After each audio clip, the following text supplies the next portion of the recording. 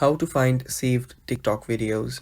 Hello guys, this is Atticus and welcome back to another tutorial video. In today's video, I'll teach you guys how you can find saved TikTok videos. So before we begin, if you guys are new to our channel, head down below and hit the subscribe button so you don't miss out on the future videos by App Hacks. So yeah, let's get started. The first step is open up your TikTok.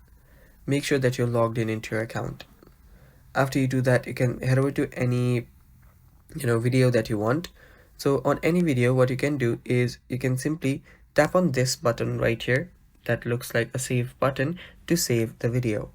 So tap on save and it will just get saved. Now you can head over to your profile on the bottom right corner. After you're on your profile on the bottom right corner, there you will see different sections. After you see different sections, right there you will see a similar save button icon right here. All you have to do is tap on it.